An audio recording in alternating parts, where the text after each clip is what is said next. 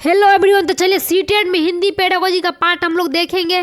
ठीक है, पूरे समझते जाएंगे एकदम। आपको कॉन्सेप्ट के देखिए एक ही वीडियो में पूरा कंप्लीट कर देंगे हिंदी पेडागोजी को। ठीक है, तो आप लोग समझते जाइए और बने रहिए वीडियो के लास्ट तक, तभी आपको पूरी तरह से कॉन्सेप्ट क्लियर होगा।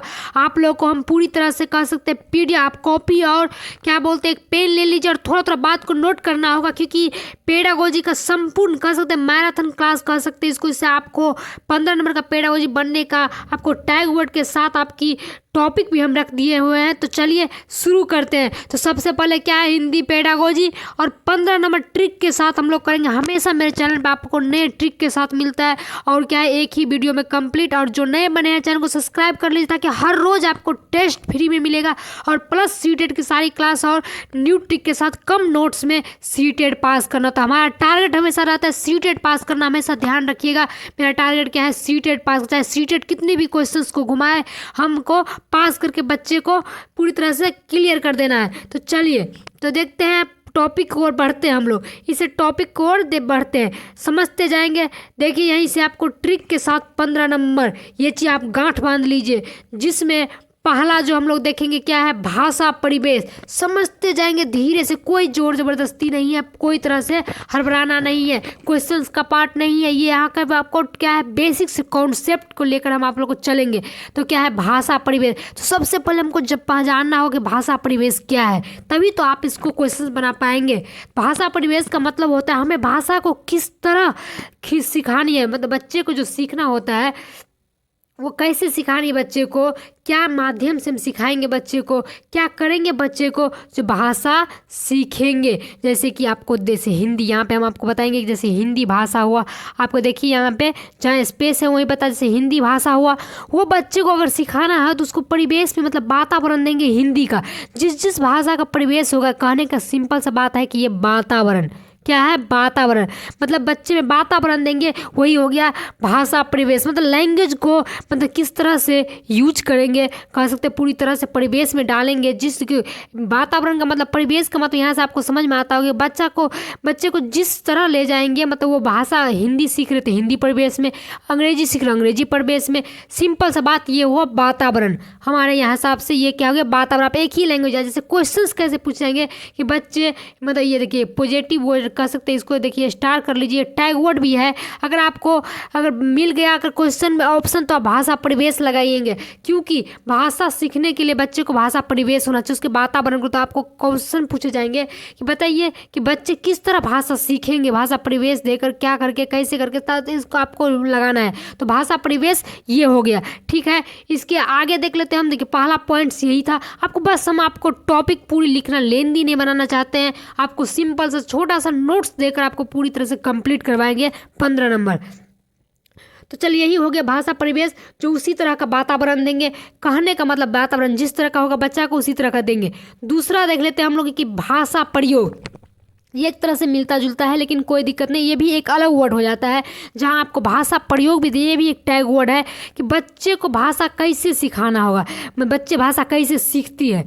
ठीक है, ये बात यहाँ पे लगना है कि भाषा बच्चे कैसे सीखेंगे। तो जितना यूज करेंगे बच्चे भाषा को, जितना उपयोग करेंगे भाषा को, उतना ही सीखेंगे। ध्यान में रखिएगा, जितना बच्चा उपयोग करेंगे वो उतना ही भाषा को सीखेंगे। जो बच्चा हिंदी माध्यम के वो हिंदी सीखेंगे तो वो हिंदी यूज करेंगे, जो अंग्रेजी का है वो अंग्रेजी माध्यम सीखेंगे। तो जो जैसे माध्यम से वो यूज करके ही सीखेंगे। तो ये आपके लिए पेडागोजी पार्ट के लिए सहायक होगा। ध्यान रखिएगा कि भाषा प्रयोग करके कैसे सीखेंगे बच्चे, प्रयोग करके। वो अलग अलग वातावरण में जाकर प्रयोग करेंगे। तो ये चीज़ आपको ध्यान में रखना होगा, बच्चे भाषा प्रयोग करके ही सीखेंगे। ठीक है, दूसरा ये आप लोगों को क्लियर हो गया होगा। नहीं क्लियर हुआ तो आप मुझे बताइए, मैं आपको फिर से बताएंगे दूसरे वीडियो में। लेकिन आपको अगर कोई कॉन्सेप्ट क्लियर नहीं होता तो आप मुझे ज़रूर बताइए। चलिए तीसरा देख लेते हैं हम लोग कि भाषा अर्जन की क्षमता। ये पेडागोजी पार्ट का आपको कंप्लीट वीडियो है, याद रखिएगा। आपको पढ़ना होगा एक एक चीज़ का टॉपिक। पहला टॉपिक भाषा परिवेश, दूसरा हो गया भाषा प्रयोग, और तीसरा क्या है हम लोग को कि भाषा अर्जन क्षमता। ये देखिए भाषा अर्जन क्षमता, ये देखिए आपको बहुत ही इंपॉर्टेंट होता है। हर सेट में हर बार आपको ये क्वेश्चंस पूछा जाएगा। तो ये तो है, आपको क्वेश्चंस भी हम करवाएंगे। ध्यान रखिएगा, क्वेश्चंस भी आपको जब टेस्ट लेंगे उस सेट में आएगा, उस टाइम आप याद करेंगे जो पढ़े हुए थे वो कैसे निकलता है। तो यहाँ देखिए भाषा अर्जन क्षमता, तो ये होता है जन्मजात। सबसे पहली पॉइंट क्या इंपॉर्टेंट, ये जन्मजात होता है। जैसे आपको क्वेश्चन पूछेंगे भाषा अर्जन क्या होता है, तो जन्मजात होता है। तो इसका देने वाला कौन था, इसके बारे में किसने बताया, तो नोम चॉम्स्की ने। ये याद रखिएगा, ये हर बार क्वेश्चन इस बार भी 22 में भी आया था और हर साल लगभग आ ही जाते हैं। ये इंपॉर्टेंट है, बहुत ही महत्वपूर्ण है। तो इसके बारे में कौन देते हैं, नोम चॉम्स्की ने बताया था भाषा अर्जन क्षमता को, ठीक है, जो सिद्धांत दिए हुए थे। तो ये आपको बोलेंगे कि देखिए जन्मजात किसके अनुसार मतलब दिए हुए थे, ये चॉम्स्की के अनुसार जन्मजात। चॉम्स्की ने बताया कि भाषा क्या होता है, जन्मजात होता है। ये भी क्वेश्चंस आपको आएंगे तो आपको समझना होगा भाषा अर्जन क्षमता क्या है, जन्मजात है। और ये किसने बताया था, नोम चॉम्स्की ने बताया था। ये चीज़ ध्यान में रखना होगा। यही आपको टॉपिक तीसरा भी कंप्लीट। चलिए इससे आगे टॉपिक है उसको भी हम देखेंगे, समझते जाएंगे। इससे आगे आपको पेडागोजी में पार्ट अपना कम से कम आप तो इस वीडियो से 10 नंबर फिक्स कर लीजिए, आपको आना ही आए। ठीक, टैग वर्ड है एक तरह से, टैग वर्ड के साथ आपको टॉपिक भी क्लियर। तो चलिए हम वीडियो को अंत तक देखेंगे और समझते जाएंगे। एकदम शॉर्ट्स वीडियो बनाएंगे आप लोगों के लिए और शॉर्ट ट्रिक के साथ, ऐसा नहीं कि लेंदी बना देना है। तो चलिए इससे आगे हम लोग देख लेते हैं। क्लियर हो गया होगा आप लोग को, हमको उम्मीद है। तो चलिए अगर कोई नए जुड़े हैं तो चैनल को सब्सक्राइब कर लीजिए ताकि आपको ऐसे ही एकदम ट्रिक के साथ रोज क्लास मिले और आपको सीटेट पास करे और छोटे भाई बहन हैं वो भी अगले साल पास कर जाएंगे, इतना याद रखिएगा। तो चलिए चौथा टॉपिक हम यहाँ पे लेते हैं। क्या है चौथा टॉपिक, क्या है, आकलन, पोर्टफोलियो। देखिए ये चीज़ आपको याद रखना चाहिए। क्या है चौथा टॉपिक, मतलब बच्चे का कैसे आकलन करे, ठीक है, मतलब बच्चे को कैसे आकलन करें ये आपको याद रखना चाहिए, ठीक है। पूरी तरह से बच्चे में आकलन कैसे करेंगे ये आपको पूछा जाएगा कि हिंदी भाषा मतलब बच्चे का आकलन कैसे। तो ये आपको ये टूल्स और एवेल्यूएशन में भी पढ़ाए हुए थे, ईवीएस में भी और अब सीडीपी में भी 3 जगह और पढ़ने को मिला पेडागोजी पार्ट। इसीलिए सब मिलता जुलता रहता है, इसीलिए बोलते हैं कि पेडागोजी पार्ट क्लियर कर लीजिए, आपको सब क्लियर हो जाएगा।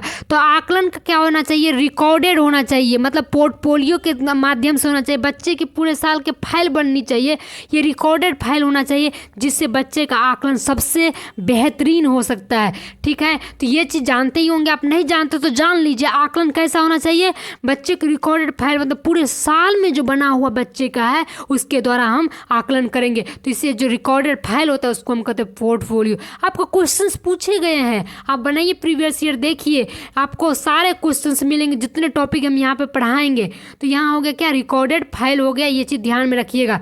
रिकॉर्डेड फाइल जो पूरे साल के दौरान 1 ईयर्स के दौरान टीचर क्या करते हैं, बच्चे की एक्टिविटी को, बच्चे को पढ़ाई लिखाई, मूल्यांकन, आकलन सारे चीज़ को सम्मिलित करके रिकॉर्डेड रखे रहते हैं जिसे हम पोर्टफोलियो कहते हैं। इसको आकलन क्या होता है, इसे देखते हुए बच्चे का आकलन किया जाता है, ठीक है। तो वो आकलन सबसे बेहतरीन होता है, ठीक है। इसके बाद 5वां टॉपिक देखते हैं। देखिए ध्यान से देखते जाइएगा, समझते जाइएगा कि 5वां टॉपिक क्या है, अवसर। ये पॉजिटिव वर्ड है, याद रखिएगा। ये टैग वर्ड भी है, अगर आपको क्वेश्चंस का ऑप्शन में अवसर मिले तो आपको लगा देना है, निश्चिंत होकर निफिक्र होकर आपको लगा देना है कि अवसर है, बच्चे को अवसर मिला, बच्चे को पूछने का अवसर मिला, बच्चे को कार्य करने का अवसर मिला, बच्चे को सृजनात्मकता, बच्चे में क्रिएटिविटी, ये सब वर्ड जो है क्या है, अवसर आप कह सकते हैं, पूरी तरह से पॉजिटिव वर्ड है। तो इसे आप ये चीज़ पॉजिटिव टैग वर्ड समझ लीजिए। बच्चे को मूल्यांकन, आकलन सारे चीज़ के लिए अवसर पॉजिटिव वर्ड है। तो 5वां टॉपिक यही हो गया, आपको क्लियर हो गया होगा मेरे हिसाब से। चलिए तो इससे आगे हम लोग देख लेते क्या है, 6 नंबर बहुभाषी कक्षा। देखिए ये भाषा जैसे कि हिंदी है तो हिंदी तो हमारे लोग की भाषा है, तो भाषा जो है वो भाषा के बारे में बोलेंगे तो क्या होगा, बहुभाषी। एक कक्षा में ये देखिए ये मतलब टॉपिक का नाम है, लेकिन टॉपिक के नाम के साथ आपको ये चीज़ याद रखना होगा कि टॉपिक के साथ साथ क्या हो जाता है, बच्चे को हमको समझना होगा क्या बहुभाषी कक्षा। तो एक कक्षा में अलग अलग क्या है, अलग अलग के बच्चे हैं।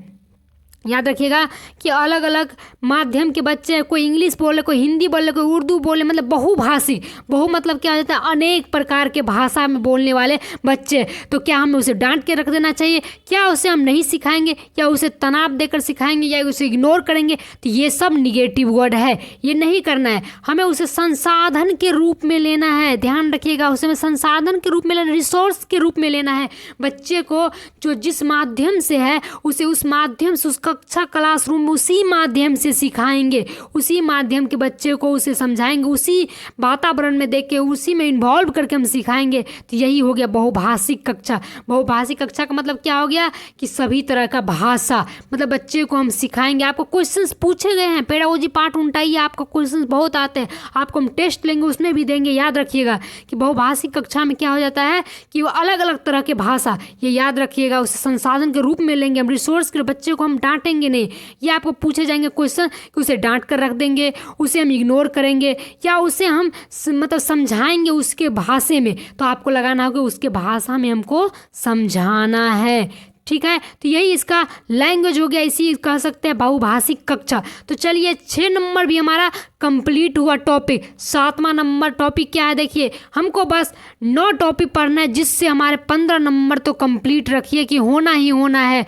ठीक है, तो यहाँ पे क्या हो गया, 7वां नंबर टॉपिक क्या है, पढ़ना। मतलब पढ़ना कैसा होना चाहिए, मतलब रीडिंग। याद रखिए क्या है, रीडिंग। मतलब वो कैसा होना चाहिए, अर्थपूर्ण होना चाहिए। ऐसा नहीं कि जो बच्चा पढ़ रहे उसका कोई अर्थ ही ना हो। जैसे बच्चे पढ़ेंगे, जैसे कोई चीज़ पढ़ता है बच्चे कि हमें खाना है, तो खाना का अर्थ क्या होता है, खाने संबंधित, जिंदगी में हम खाते हैं उससे संबंधित, मतलब उसमें मीनिंगफुल होना चाहिए, मतलब उस अर्थ का, उस भाषा का मीनिंग होना चाहिए। तो ये हो गया, आपको ये भी पॉजिटिव वर्ड आपको देखने को मिलेगा। आपको स्टार पॉइंट लगा लीजिए, पॉजिटिव वर्ड आपको देखने को मिलेगा। वहाँ आप लगाएंगे कि भाषा कैसा होना चाहिए, बच्चे को पढ़ना अर्थपूर्ण होना चाहिए, तो वो आप टिक कर देंगे। ठीक है, आपको क्वेश्चन बनने का यहाँ पे हम आपको बता रहे हैं, क्योंकि हमारे पास टाइम कम है तो हमें उसे नंबर लाना है। तो क्या हो जाएगा, अर्थपूर्ण मीनिंगफुल जो होगा उसको हम कर देंगे। ये पॉजिटिव वर्ड है, सारे पॉजिटिव वर्ड है, इसको याद रखिएगा। तो चलिए 7वां नंबर भी क्लियर हुआ, और भी देखते हैं 2-3, उसको हम अच्छे से देखते समझते जाएंगे। तो चलिए देखते हैं, आपको अच्छा लगा तो वीडियो को शेयर करते रहिए ताकि और भी बच्चे जान सके और पढ़ सके। तो चलिए इससे आगे देखिए कितना अच्छा है। हम क्या है 8वां टॉपिक जो क्या है, भाषा अर्जन। ये कैसा होना चाहिए, भाषा अर्जन का मतलब क्या हुआ कि बच्चे जो भाषा अर्जित करते हैं, बच्चे जो भाषा सीखते हैं, जो अपने परिवार के दौरान सीखते हैं, अपने माहौल के दौरान सीखते हैं, वो हो गया भाषा अर्जन। तो ये क्या होना चाहिए, सहज होना चाहिए, स्वाभाविक होना चाहिए। जैसे देखिए सबसे पहले ये सब वर्ड आपको तक बच्चे का ये जो लचीलापन, देखिए लचीलापन पॉजिटिव वर्ड है, फ्लेक्सिबल होना चाहिए। मतलब बच्चे भाषा अर्जन में लचीलापन, कोई चीज़ को सीखने के लिए स्वाभाविक, मतलब ऐसा नहीं कि जोर से हर चीज़ मतलब मातृभाषा में सीखेगा बच्चा, मातृभाषा में सिखाएंगे। ठीक है, इसके बाद इसका देखिए भाषा अधिगम कैसा होना चाहिए, प्रयासपूर्ण होना चाहिए। जब तक भाषा का प्रयास नहीं करेंगे बच्चे, बार बार प्रयास नहीं करेंगे किसी लैंग्वेज को, वो नहीं सीखेंगे। तो ये करना चाहिए भाषा अधिगम। भाषा अधिगम का मतलब वो ये बाहरी भाषा को जो सीखता है बच्चे, वो क्या हो गया आपको प्रयासपूर्ण। जब तक वो प्रयास नहीं करेंगे, लगातार बार बार प्रयास नहीं करेंगे, प्रयासपूर्ण नहीं होगा तो भाषा अधिगम नहीं होगा। इसीलिए बोलते भाषा अधिगम। याद रखिएगा, भाषा अर्जन और भाषा अधिगम ये चीज़ अलग है। और इसमें क्या अलग है, यहाँ मैंने नोट पॉइंट लेकर कम से भी आया है, आप इसको याद रखिएगा।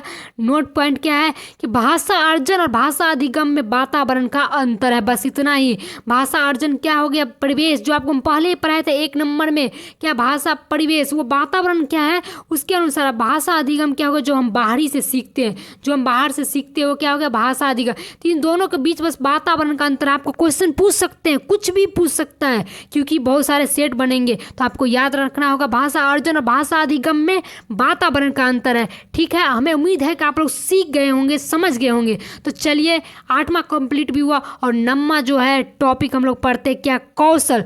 कौशल सबसे पहले जो स्किल होता है, याद रखिएगा स्किल जो होता है वही हो गया कौशल, जिसे कहते हैं LSRW। ये चीज़ हमें जो भाषा में कौशल से ये क्या हो जाता है LSRW, ये आप लोग पढ़े होंगे बहुत ही। क्या होता है ये कौशल, क्या होता है L मतलब बच्चे पहले क्या होता है लिसनिंग, इसके बाद क्या होता है स्पीकिंग, इसके बाद क्या होता है रीडिंग, इसके बाद क्या होता है राइटिंग। मतलब ये चीज़ आपको ध्यान में रखना होगा। ठीक है, इसको कहते हैं ये 2 प्रकार से होता है। ये कौशल क्या होता है 2 प्रकार से, एक होता है ग्रहणात्मक।